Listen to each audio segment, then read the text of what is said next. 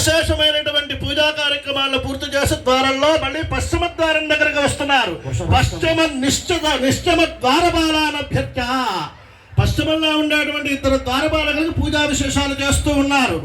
వృషభుడు స్కందుడు అనేటువంటి ఇద్దరు దేవతలకు పూజా విశేషాలు చేస్తున్నారు. నమస్కారం చేసుకోండి. వృషభాయ నమః.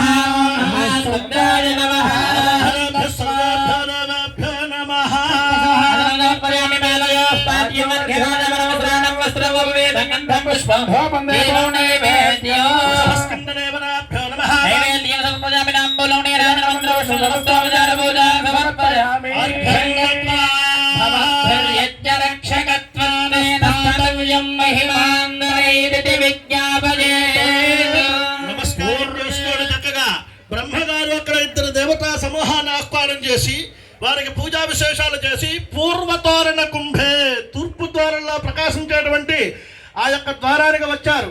అక్కడ మనకి వేదాలలో ఉండేటువంటి మొట్టమొదటి వేదం ఋగ్వేదాన్ని, అలాగే యుగాలలో ఉండేటువంటి మొట్టమొదటి యుగం కృతయుగాన్ని, అలాగే ఇంకా ఎంతో మంది దేవతా సమూహాన్ని చక్కగా ఈ ద్వారంలో ఆహ్వానం చేస్తున్నారు. నమస్కారం చేసుకోండి. చక్కగా మనం కూడా వేద పండితులను ఏర్పాటు చేసుకున్నాం. 4 ద్వారాలకి నలుగురు వేద పండితులు చక్కగా మనం ఆహ్వానం చేశారు. అలాంటి వేదాలలో మొట్టమొదటి వేదం ఋగ్వేదం. అటువంటి ఋగ్వేదాన్ని చక్కగా అక్కడ మనం ఆహ్వానం చేసి ఋగ్వేద పండితులతో ఋగ్వేద మంత్ర పఠన కార్యక్రమాన్ని చేయిస్తారు. నమస్కారం చేసుకోండి. ఋగ్వేదము, అలాగే యుగాల్లో ఉండేటువంటి కొత్త యుగము, ఇంకా దేవతా సమూహాన్ని ఆహ్వానం చేస్తున్నారు. నమస్కారం చేసుకోండి.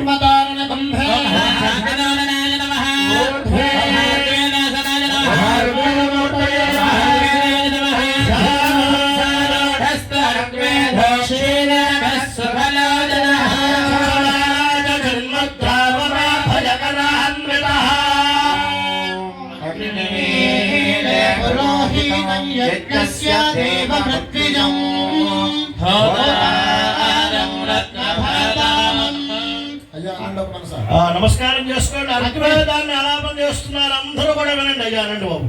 ఓం తదిత్సమానమాశా దేవేనం దాన ప్రయుచ్ఛతః ధృతవ్రతాయ దాశుషే వేదాయో వీణాం పదమంతరిక్షేణ పతాతాం వేదనాభస్సముద్రియాః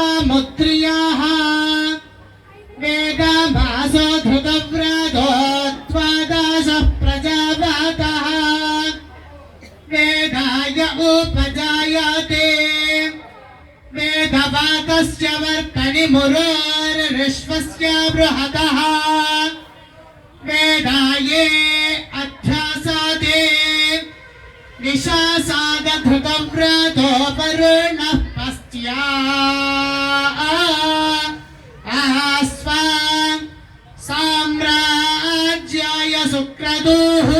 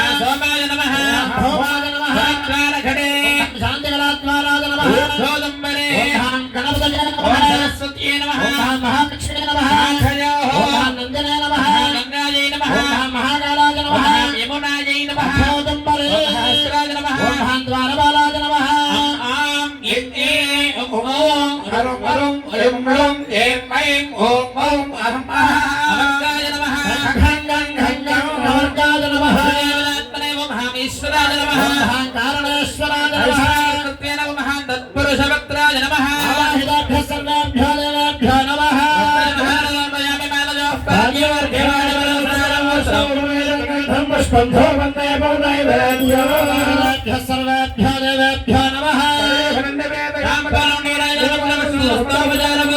समर्पयामि